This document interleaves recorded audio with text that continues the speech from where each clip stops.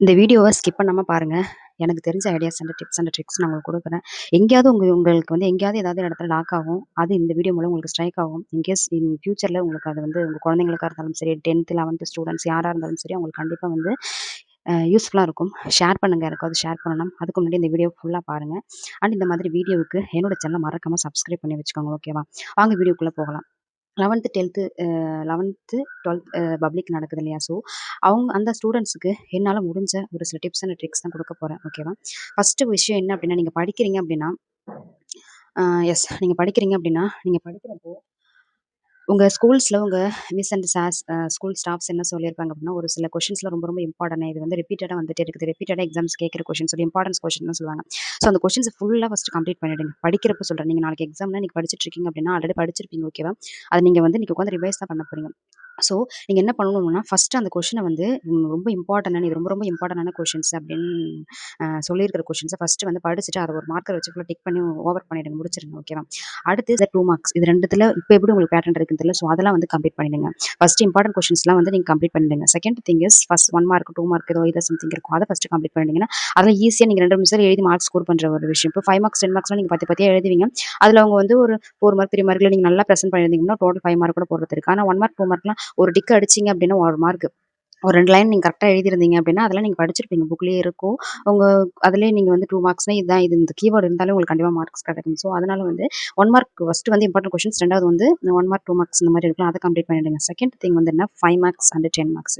5 marks, 10 marks நீங்க அதுல நல்லா ஃபுல்லா ஸ்கோர் பண்ணணும் மார்க் அப்டின்னா, நீங்க அதுல வந்து நீங்க ஃபர்ஸ்ட்டு நீங்க வந்து ஒரு எக்ஸாம் பிரசன்டேஷன் நாளைக்கு சொல்றேன். நீங்க வந்து படிக்கிறீங்க அப்டின்னா, ஆ இப்போ நீங்க ஒரு பேராகிராஃப் படிக்கிறீங்க அப்டின்னா, அந்த பேராகிராஃப்க்கு பக்கத்திலேயே ஒரு ஒரு 5 மார்க்ஸ் படிக்கிறீங்க அப்டின்னா, அதில என்னென்ன வந்து கன்டென்ட் இருக்கு அப்டிங்கிறத ஒரு சப் டாபிக் மாரி போட்டு வச்சுக்கோங்க. சப் டாபிக் மாரி போட்டு வச்சுட்டு, நீங்க இப்ப எக்ஸாம்ல எழுதுறீங்க அப்டின்னா, அது அப்டியே கடன்னு உங்களுக்கு ரிமைண்ட் ஆகும். இம் ரிமெம்பர் ஆகும். உங்களுக்கு ஈஸியா ரிமெம்பர் ஆகும். அதனால படிக்கும்போது அந்த 5 மார்க்ஸ், 10 மார்க்ஸ்க்கு பக்கத்தில என்ன பண்றீங்க, ஒரு சினாப்சிஸ் மாரி போட்டு வச்சுட்டு படிங்க. ஸோ, நீங்க மார்னிங் எழுந்திரிச்சு ரிவைஸ் பண்ணும்போது, அந்த ஃபுல் பேராகிராஃப்பும் நீங்க திரும்ப ரிவைஸ் பண்ணி, ரீட் பண்ணி, ஆம் அ அ இது சொல்லுவாங்கல்ல, ம் திரும்ப மார்னிங் வந்து அந்த ரிவைஸ் பண்ணி படிக்கணும்னு சொல்லுவாங்கல்ல, அதுக்கு நீங்க ஃபுல் பேராகிராஃப் நீங்க படிக்கலாம். அந்த சினாப்சிஸ் பார்த்தாலே நீங்க அத ட்ரை பண்ணி பாருங்க. சினாப்சிஸ் பார்த்தாலே உங்களுக்கு வந்து இவ்ளோ படிச்சிருக்கணுங்கிறது 2 செகண்ட்ல நீங்க அத வந்து படிச்ச மாதிரி ஆயிடும். இந்த மாதிரி படிங்க. அண்ட் 10த் அந்த 10 மார்க்ஸும் அந்த மாதிரி தான். நீங்க அந்த மாரி படிங்க. ஸோ இந்த மாதிரி வந்து அந்த பிரையாரிட்டி பேசிஸ்ல நீங்க படிங்க. First important question, second 1 mark, 2 mark, 3 வந்து 5 மார்க்ஸ் அண்ட் 4த் வந்து 10 மார்க்ஸ். ஸோ இந்த பிரையாரிட்டி பேசிஸ்ல படிச்சீங்க அப்டின்னா, நீங்க வந்து உங்களுக்கு கொஞ்சம் ஈஸியா தெரியும். அப்பாடா 10 மார்க் முடிஞ்சிருச்சு. அப்பாடா 1 மார்க் முடிச்சுட்டோம். அப்பாடா 2 மார்க்ஸ் முடிச்சுட்டோம். இப்போ மேம் சொன்ன இம்பார்ட்டன்ஸ் கொஸ்டின்ஸ் அண்ட் ஆன்சர்ஸ்ல கம்ப்ளீட் பண்ணிட்டோம். ஸோ உங்ககிட்ட அந்த வந்து ஒரு பிரீத் கிடைக்கும். ஓகேவா? ஸோ இந்த மாதிரி பிரையாரிட்டி பேசிஸ்ல படிங்க. ஓகேவா? அது கொஞ்சம் உங்களுக்கு ஈஸியா இருக்கும். அதுக்கப்புறம் இம்பார்ட்டன்டான ஒரு விஷயம் என்ன அப்டின்னா, நீங்க நைட்டு படிக்கிறீங்க. நைட்டு படிச்சத மட்டும் நீங்க மார்னிங் வந்து ரிவைஸ் பண்ணுங்க. சீரியஸா சொல்றேன். நைட்டு படிச்சத மட்டும் மார்னிங் ரிவைஸ் பண்ணுங்க. நீங்க மார்னிங் புதுசா ஏதாவது ஒரு கொஸ்டின் படிக்கிறேன்ட்டு தயவு செஞ்சு அதில கை வைக்காதீங்க. நீங்க வந்து மார்னிங் எழுந்திரிச்சு அன்னைக்கு உங்களுக்கு பப்ளிக் எக்ஸாம் மொத நாள் நைட்டு ஃபுல்லா என்ன படிச்சீங்களோ, அத மட்டும் மார்னிங் நீங்க எக்ஸாம் ஹாலுக்கு போற முன்னாடி வரைக்கும் நெறைய பேர் படிப்பீங்க. எக்ஸாம் ஹாலுக்கு போற அந்த 1 நிமிஷம் வரைக்கும் புக்க வச்சு ரீட் பண்ணிக்கிட்டே உட்காந்துருப்பீங்க நீங்க. ஸோ, அது எதுக்கு சொல்றேன் அப்டின்னா, நீங்க புதுசா இது பக்கத்துல உள்ளவங்க என்ன சொல்லுவாங்க, இந்த கொஸ்டின் கேட்பாங்கன்னு மேம் சொல்லிட்டாங்கடி, இந்த கொஸ்டின் கேட்பாங்கன்னு அத சொல்ட்டான்டா, இந்த மாரி உங்களுக்குள்ளேயே வந்து ஒரு திடீர்னு ஒரு கான்வர்சேஷன் என்ன பண்ணுவீங்க, அந்த புது கொஸ்டின் எடுத்து பார்க்கும்போது, நீங்க பழசு என்ன படிச்சீங்களோ, அது வந்து ஒரு திடீர்னு ஒரு கன்ஃப்யூஷன் ஸ்டேட்டுக்கு நீங்க போயிடுவீங்க. எக்ஸாம் வந்து ஒரு ப்ராப்பரா நீங்க அட்டெண்ட் பண்ணியிருப்பீங்க. ஒரு ப்ராப்பரா நீங்க முடிச்ச ஒரு ஃபீல் உங்களுக்கு கிடைக்காது. ஸோ, இந்த பாயிண்ட் என்ன அப்டின்னா, நீங்க நைட்டு என்ன படிக்கிறீங்களோ, அத மட்டும் காலைல எழுந்திரிச்சு ரிவைஸ் பண்ணுங்க. புதுசா இந்த கொஸ்டினும் நீங்க படிக்கிறேன்னு ட்ரை பண்ணாதீங்க. ஓகேவா? அப்டியே நீங்க ட்ரை பண்றதா இருந்தாலும் ஜஸ்ட் லைக் தட் லைட்டா மட்டும் பார்த்துட்டு போங்க. எனக்கு தெரிஞ்சு புதுசா ஒரு கொஸ்டின் படிக்கிறதுக்கு எதுவும் வாய்ப்புகள் இருக்காது. ஏன்னா ப்ரியரா நீங்க எல்லாமே ஸ்கூல்ஸ்ல ஒரு வருஷமா படிச்சத தான் திரும்ப நீங்க லாஸ்ட் இந்த பப்ளிக் எக்ஸாம்க்கு முன்னாடி படிக்க போறீங்க. ஓகேவா? ஸோ புதுசா எது படிக்கிறேன் அப்படின்னு சொல்லிட்டு லாஸ்ட் மினிட்ஸ்ல ட்ரை பண்ணி கன்ஃப்யூஷன் ஸ்டேட்க்கு போய் ஒரு கன்ஃப்யூஷன் ஸ்டேட்ல எக்ஸாம் எழுதி வர வேண்டாம். ஓகேவா? அதுதான் நான் சொல்றேன். அண்ட் இன்னொரு விஷயம் என்ன அப்படின்னா, ஆ எக்ஸாம் ஹாலுக்கு போறீங்க இல்லையா? எக்ஸாம் ஹாலுக்கு போறப்போ, ஒரு எக்ஸாம் ஹாலுக்கு போற ஒரு 15 மினிட்ஸ்க்கு முன்னாடி படிக்காதீங்க.